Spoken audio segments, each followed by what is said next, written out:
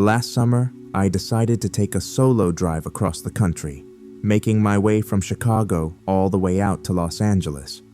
By the time I hit New Mexico, I had been on the road for days, mostly sticking to Interstate 40 to make good time. It was around midnight, and the exhaustion was hitting me hard. The highway was just a ribbon of endless black asphalt, broken only by the occasional passing semi-truck.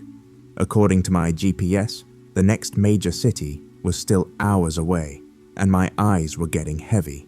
I saw a dim, lonely exit sign that just said, "Motel next right," so I took it. It led me to a place called the Desert Inn. It was exactly what you're picturing. One of those single-story, L-shaped buildings with a buzzing neon sign that had half its letters burned out. The parking lot was cracked, overgrown with weeds, and almost entirely empty. I parked my Honda and went into the office. The bell above the door jingled, and a man who looked to be in his 60s stepped out from the back room. He introduced himself as Mr. Harlan. He was wearing a dirty flannel shirt and had this greasy, unwashed look about him. He didn't smile. He just demanded my ID and $45 cash. He claimed the card machine was down. I paid him, signed the guest book, and took the key to room 12. As I walked out, he mumbled something about it being a quiet night. My room was at the very end of the row. I noticed the room next to mine, number 11, was completely dark. Inside, room 12 smelled like a mix of stale tobacco and mildew. The furniture looked like it hadn't been updated since the 90s, and the carpet felt damp under my shoes. I was too tired to care about the quality, though. I just wanted to sleep. I texted my sister to let her know I was stopping for the night, took a quick shower, and changed into my pajamas. I was sitting on the bed, scrolling through my phone, when I saw it. Right above the nightstand, there was a small hole in the wall. It was about the size of a dime, drilling straight through to the next room. The wallpaper around it was jagged, like someone had picked at it with a knife. At first, I just thought it was typical wear and tear for a dump like this, but curiosity got the better of me. I leaned in close to peek through, expecting to see a dark, empty room. I didn't see darkness. I saw an eye, a wide, bloodshot human eye, was pressed right up against the hole on the other side, staring directly at me. I gasped and scrambled backward on the bed, my heart hammering against my ribs. In my panic, I knocked the bedside lamp onto the floor. It shattered, but I didn't care. I grabbed my phone and immediately dialed the front desk. Mr. Harlan picked up after a few rings. I told him, my voice trembling, that someone was in the room next to me and was peeping through a hole in the wall. He sighed, sounding annoyed rather than concerned. He told me room 11 was vacant and that nobody had checked in there all night. I insisted that I wasn't crazy and that I had seen an eye. He grumbled that he would come down and check. I paced around the room, staying as far away from that wall as possible. A minute later, Mr. Harlan knocked. I let him in, and he shined his flashlight at the hole. He didn't seem surprised. He just grunted and said he would go check the other room. I stood by my door, listening. I heard keys jingle, a door unlock, and heavy footsteps moving around in room 11. Then, silence. He came back to my door and told me it was empty. He said the long drive was probably making me hallucinate.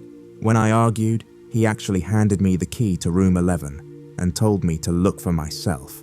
I waited until he walked back to the office. Then I grabbed my flashlight and went next door. The room was identical to mine. The bed was stripped and there was no luggage. I checked the bathroom, the closet, and even looked under the bed. No one. When I looked at the wall, shared with my room, the hole was there, but it had been haphazardly covered with a piece of clear tape. It would be easy to look through, but right now nobody was there. I started to feel stupid. Maybe it was just a reflection, or my tired brain playing tricks on me. I went back to my room, pushed a chair under the doorknob, and taped a piece of cardboard over the hole on my side. I barely slept. The next morning, I woke up with the sun. ready to get the hell out of there. As I was packing up, I peeled the tape off the wall to take one last look. That's when I noticed the writing. In the daylight, I could see faint scratches etched into the paint around the hole. They were messages, things like, "He watches you," and "Get out before he mimics." There were dates scratched next to them. One said July 2022. Another read, "Don't knock back, Sarah 2019. A cold chill ran down my spine. These carvings looked old. This wasn't a prank. Other women had stayed here and seen the same thing. I took a few pictures, threw my bag in the car, and went to return the key. Mr. Harlan was sipping coffee, looking completely unbreathed. He asked if I slept well. I lied and said yes, just wanting to leave. As I drove away, I couldn't shake the feeling of being watched. When I stopped for gas in Albuquerque, I looked up the motel reviews. Buried under the complaints about bed bugs, I found a few disturbing comments. One from a year ago said, "Felt like I was being watched. Do not stay alone. I didn't feel safe until I was in Arizona at a chain hotel." I posted my story on a Reddit horror forum that night. The responses came in fast, but one private message stood out. It was from a woman named Emily. She said she stayed in room 12 back in 2020. She saw the eye too, but then she told me something that made my blood run cold. She said that after she complained, she started hearing knocks on her door. 3 quick knocks, then 2 slow ones. It was the exact same rhythm she had used when knocking on the front desk earlier that evening. She said it felt like someone was mimicking her. I started digging deeper. I found old forum posts and forgotten Yelp reviews. The dates went back nearly a decade. All the stories were from women traveling alone. They all mentioned the hole, the feeling of being watched, and hearing their own noises repeated back to them. I found out Mr. Harlan's full name was Harlan Jenkins. There was an old news article about him being investigated for harassment, but the charges never stuck. A former employee was quoted saying, "Harlan lives in the back. He's obsessed with the guests." I was already in LA by then, but I was obsessed. I couldn't let it go. On my return trip back east a few days later, I made a decision that was admittedly reckless. I was going to stop there again. I parked my car at a truck stop down the road and walked to the motel around 10 at night. I snuck around the back of the building. Behind the row of rooms, there was a narrow service alley. Hidden behind some overgrown bushes near room 11, I found a small, rusted utility door. It was padlocked, but it proved there was a way to access the maintenance space between the walls. I walked into the office and asked for a room. Mr. Harlan recognized me immediately. His eyes narrowed, but he took my cash. I got room 12 again. Once inside, I set up my phone to record audio.